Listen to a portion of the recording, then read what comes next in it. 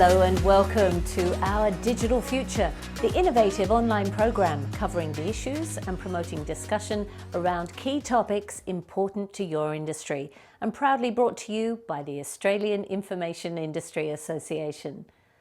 Our 4 episodes bring you the latest innovations, discuss industry challenges and solutions, and showcase best practices from across the technology industry. Those who play a vital role in charting Australia's future, the politicians, business leaders, and the association itself will share their thoughts with us.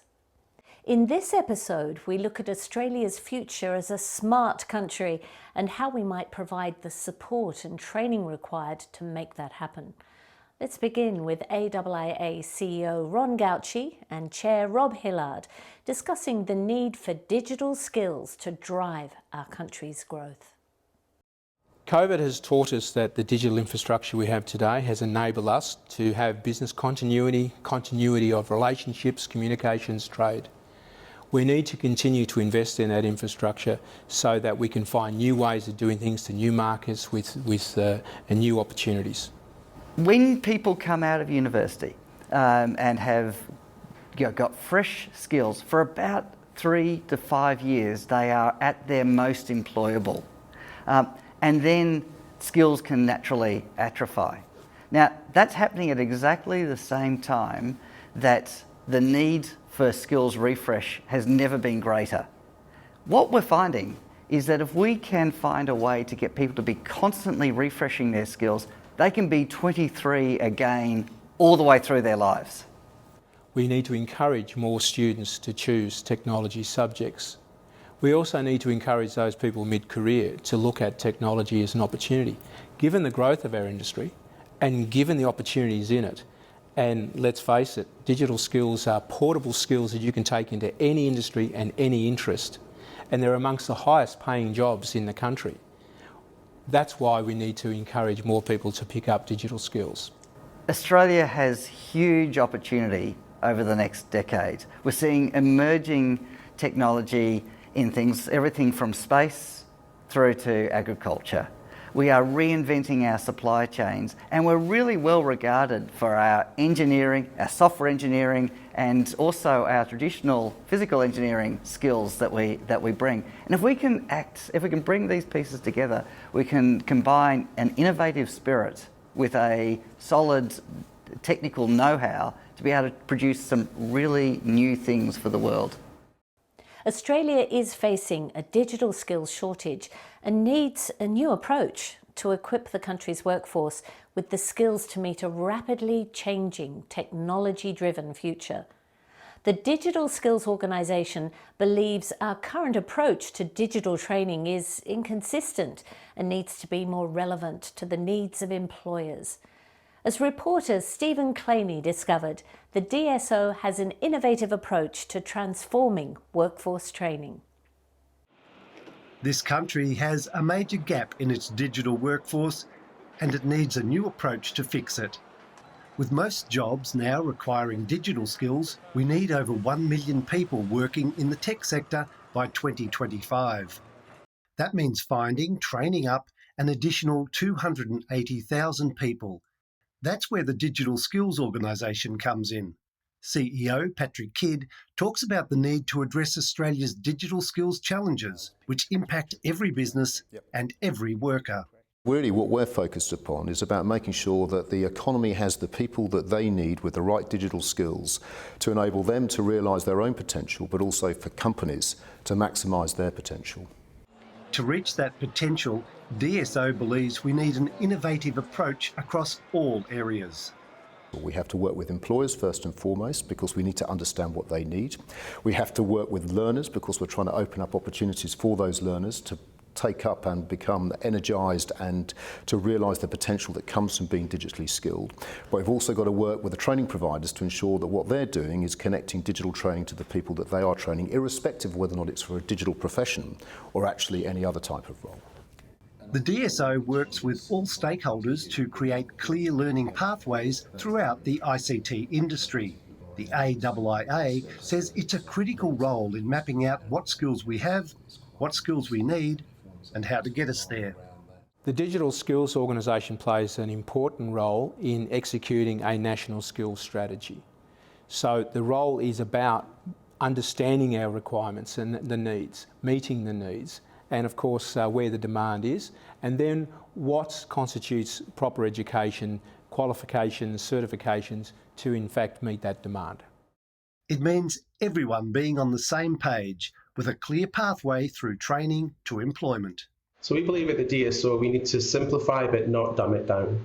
We need to think about pathways through the lens of all different types of learners, whether you are new to digital and you're looking at literacy or fluency, or whether you're at the mature end of a digital professional. The need is to create a technically competent workforce and to grow it quickly. Here in the Cremorne Tech Precinct in inner Melbourne, the DSO is accelerating the training of digital professionals. DSO has partnered with the Kangan Institute to support the big tech companies which inhabit the suburb by training up its future digitally skilled workforce. Kangan Institute CEO Sally Curtin, who oversees the project, agrees the skills shortage is critical. As we're speaking with our neighbours here in Cremorne, they're telling us there's a huge gap in skills, in digital skills in particular. And so we're looking to try and solve that gap and fill that gap through listening to industry. Sally says she is excited to be involved and working to overcome any project challenges. We're effectively pioneering and innovating here, listening to industry, applying it, trialling it, learning. We're going to have to keep evolving with this program. And from DSO, a final call to action. It's first and foremost, you need to recognise that you've got to invest in upskilling your people to help them get the digital skills that they need.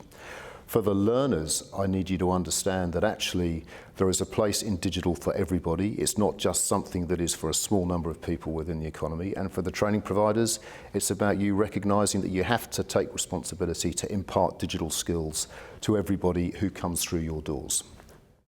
Australia has to move at pace to keep up with the rest of the world. That's according to the New South Wales Minister for Digital, Victor Dominello. Minister Dominello says this is not a time to hold back. I think Australia's positioned well, but I still think there's a lot more we can do. I see countries around the world, whether it's Singapore, Estonia, Sweden, Israel, they're all moving at pace.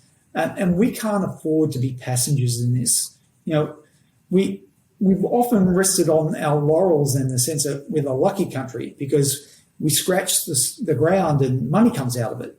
But that's not where the future is. The future is in service delivery. And service delivery in an information age is got its heart in digital. It's got to be focused on the customer, on the individual, on the person. But the service delivery increasingly is through digital means.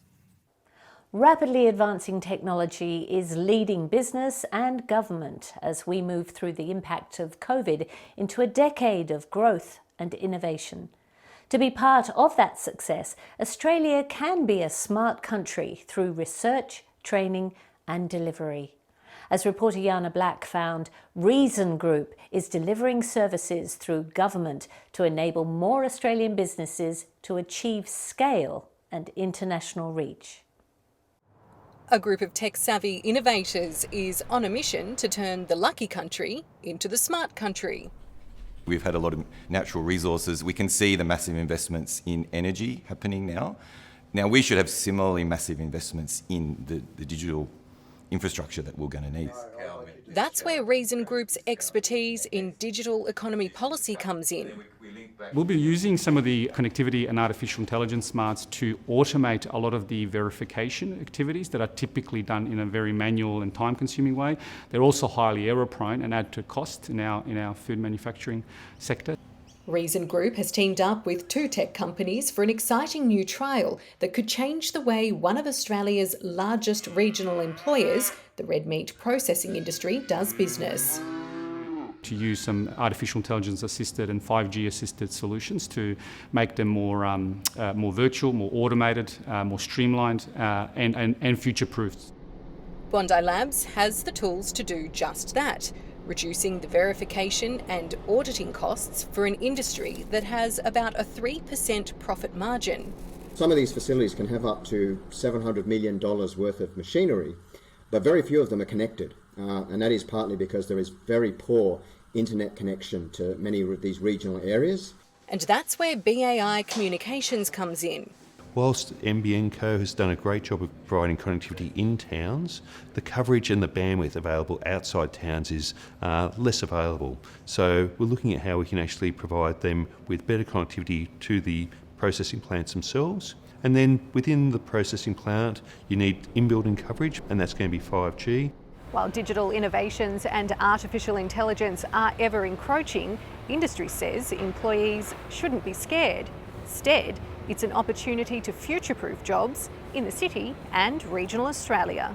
If the processing plants themselves cannot economically survive, those jobs are all at risk. And something that people don't quite sometimes appreciate, if you have a plant that employs 1,000 people, 2,000 people, all of those people need to get haircuts, they go to the restaurant, so there's a whole ecosystem of jobs that are very much dependent upon them. The meat processing industry also needs government to keep up with its appetite for innovation. And Reason Group is committed to providing support, making it easier for government to keep pace with that change.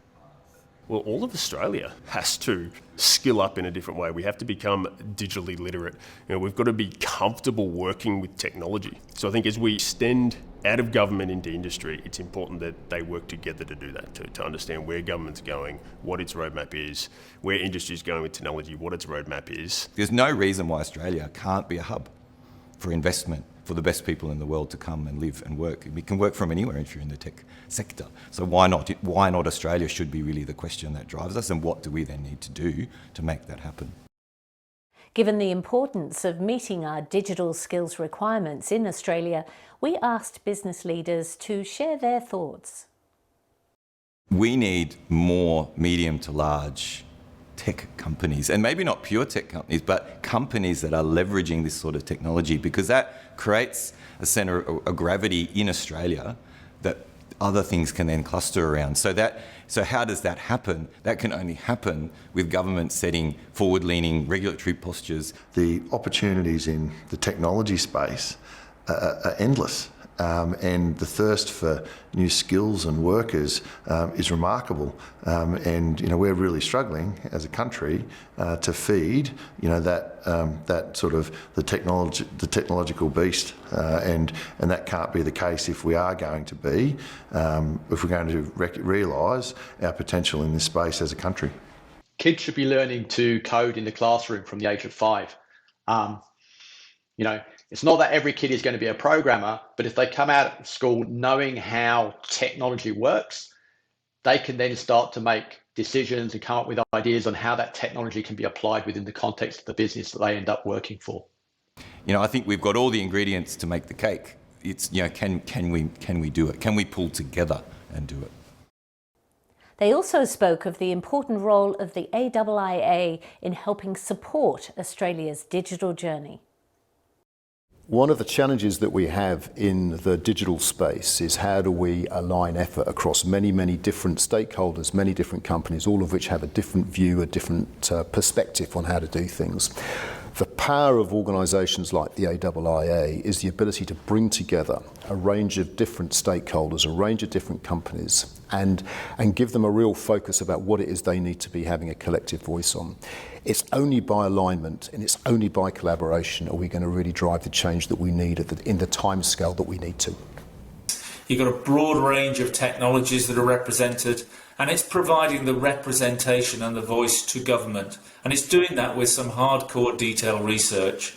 And it's underpinned by people who are experts in their field, who are volunteering their time to improve legislation, to improve policies, and to make Australia more successful. And that's it for this episode of Our Digital Future. Do keep an eye out for other episodes which look at future industry and innovation and the issues of privacy, security and transparency. We do hope you can join us. But for now, it's goodbye from the team and goodbye from me.